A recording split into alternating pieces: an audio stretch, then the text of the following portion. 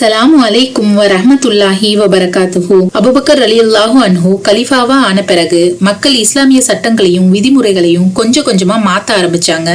அரேபியால உள்ள எல்லா கிளர்ச்சியாளர்களுக்கும் எதிராக போர் செய்ய முஸ்லிம்களோட மொத்த படையையும் 11 படைகளா பிரிச்சாங்க. அதுல ஒரு படைய முசைலமாவை நோக்கி அனுப்புனாங்க. அவங்களுக்கு தெளிவா கட்டளை போட்டாங்க, முசைலமாவுடைய படைய தடுத்து நிறுத்தினா போதும், இப்ப தாக்க வேண்டாம்னு. ஆனா அந்த படை தளபதியான இக்ரிமா ரலியல்லாஹு அன்ஹு முசைலமா படைய தாக்குனாங்க. அவங்க போர்ல தோல்வி அடைஞ்சாங்க. பிறகு அபூபக்கர் ரலியல்லாஹு அன்ஹு முசைலமா படையை நோக்கி வேற படைய அனுப்புனாங்க. அவங்களுக்கும் அதே கட்டளையே போட்டாங்க, முசைலமா படையை இப்ப தாக்க கூடாதுன்னு. ஆனா அவங்களும் முசைலமா ராணுவத்தை தாக்க வேண்டியது ஆயிடுச்சு. அதனால அவங்களும் தோக்கடிக்கப்பட்டாங்க. இப்ப இறுதியா அபூபக்கர் ரலியல்லாஹு அன்ஹு காலித் இப்னு வலீத் ரலியல்லாஹு அன்ஹு உடைய படைக்கு முசைலமாவை தாக்கும்படி உத்தரவு போட்டாங்க. உடனே காலித் இப்னு வலீத் ரலியல்லாஹு அன்ஹு 13,000 முஸ்லிம்களை கொண்ட படையோட முசைலமாவை தாக்க யமாமாக்கு போய் சேர்ந்தாங்க. அங்க 40,000 பேர் உள்ள ராணுவம் இருந்துச்சு. முதல்ல முசைலமா படையில இருந்து மக்கள் முன்னாடி வந்து முஸ்லிம்களுக்கு சவால் விட்டாங்க.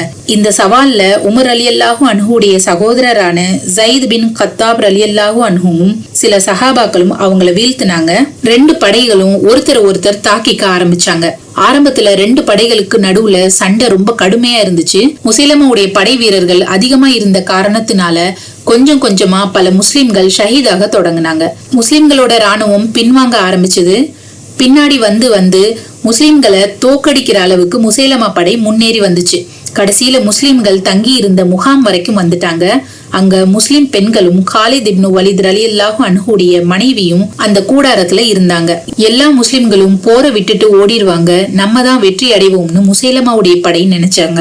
காலித் இப்னு வலீத் ரலியல்லாஹு அன்ஹுவுக்கு ஒரு விஷயம் தெளிவா தெரிஞ்சுது. இன்னைக்கு நம்ம இந்த போர்ல தோத்துட்டா முசைலமாவுடைய இந்த படை நேரடியா மதீனாவை தாக்குவாங்கன்னு.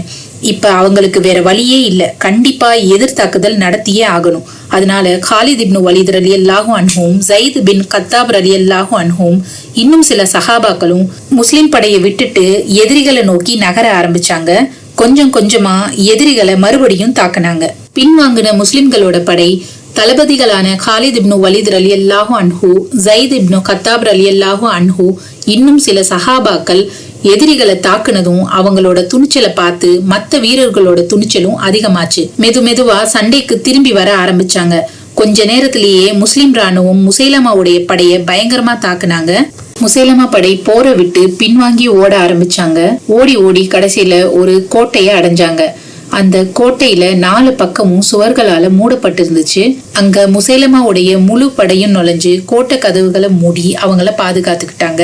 மக்கள் எப்பவும் யமாமா போற ஹுனைன் போர் கூட ஒப்பிட்டு பார்ப்பாங்க.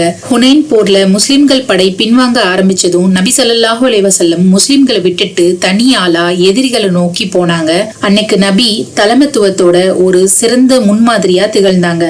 இப்ப முசைலமாவுடைய படை கோட்டைக்குள்ள பாதுகாப்பா இருந்துச்சு. நிறைய முயற்சி செஞ்சும் முஸ்லிம்கள் படை உள்ள நுழைய முடியல.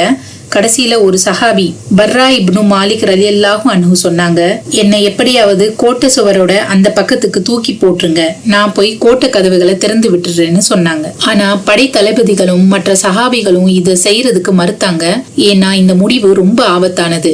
பர்ரா இப்னு மாலிக் ரலியல்லாஹு அன்ஹுடைய வற்புறுத்தல்னால அவங்கள சுவரோட மறுபக்கத்துக்கு தூக்கி போட்டாங்க. அவங்க ரொம்ப தைரியமா கோட்டை கதவையும் திறந்தாங்க. பிறகு முஸ்லிம்கள் உள்ள நுழைஞ்சாங்க. ரொம்ப வேகமா முசைலமா படையை தாக்குனாங்க. இதையெல்லாம் பார்த்துட்டு முசைலமா போர்ல இருந்து ஓட ஆரம்பிச்சான். ஆனா முஸ்லிம்கள் படையில ஒரு சஹாபி இருந்தாரு. அவர் எப்படியாவது முசைலமாவை கொல்லணுங்கிற எண்ணத்தோட மட்டும்தான் இந்த போருக்கு வந்திருந்தாரு. அவர் தான் வம்ஷி ரலியல்லாஹு அன்ஹு. ஏன்னா பல வருஷத்துக்கு முன்னாடி உஹது போர்ல அபு சுஃபியானுடைய மனைவி ஹிந்தாவுடைய கட்டளையை நிறைவேற்றுறதுக்காக வம்ஷி ரலியல்லாஹு அன்ஹு நபி ஸல்லல்லாஹு அலைஹி வஸல்லம் அவங்களுடைய சிறிய தந்தையான ஹம்சா ரலியல்லாஹு அன்ஹுவை ஷஹீத் ஆக்கிட்டாங்க. இவ்வளவு கடினமான துக்கத்துக்கு பிறகும் நபி ஸல்லல்லாஹு அலைஹி வஸல்லம் மக்கா வெற்றி அடைஞ்ச பிறகும் வம்ஷி ரலியல்லாஹு அன்ஹுவை மன்னிச்சாங்க.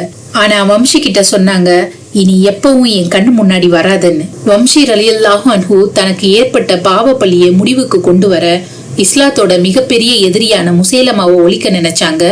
முஸ்லிம் படை வீரர்கள் மும்மரமா போர் செஞ்சுக்கிட்டு இருக்கும் போது வம்ஷி ரலியல்லாஹு அன்ஹு எல்லாரையும் விட்டுட்டு முசைலமாவை மட்டும் பின்தொடர்ந்து போயிட்டு இருந்தாங்க. அப்ப போர்க்களத்துல இருந்து முசைலமா ஓட பார்த்ததும் அவங்க பிரபலமான தன்னோட ஈட்டியை எடுத்து தூரத்துல இருந்து அத முசைலமா மேல எரிஞ்சாங்க. இதனால முசைலமா மரணிச்சிட்டான். பிறகு நஜிதுடைய எல்லா பகுதிகளும் மறுபடியும் முஸ்லிம்களால கைப்பற்றப்பட்டுச்சு. மீதமுள்ள படைகள் மற்ற எல்லா கிளர்ச்சியாளர்களையும் அடக்குனாங்க. மறுபடியும் மதீனால கலிஃபா அபுபக்கர் ரலியல்லாஹு அன்ஹு முழு அரேபியர்களோட கலிஃபாவா தலைவரா ஆனாங்க. நபி ஸல்லல்லாஹு அலைஹி வஸல்லம் மரணிச்ச பிறகு இஸ்லாம் முடிவுக்கு வரலன்னு முழு அரேபிய மக்களும் புரிஞ்சுக்கிட்டாங்க. முஸ்லிம்களோட இந்த மகத்தான வெற்றியோட செய்தி மதீனாக்கு கிடைச்சதும் மக்கள் ரொம்ப மகிழ்ச்சி அடைஞ்சாங்க. ஆனா உமர் ரலியல்லாஹு அன்ஹு ஒரு விஷயத்த கவனிச்சாங்க.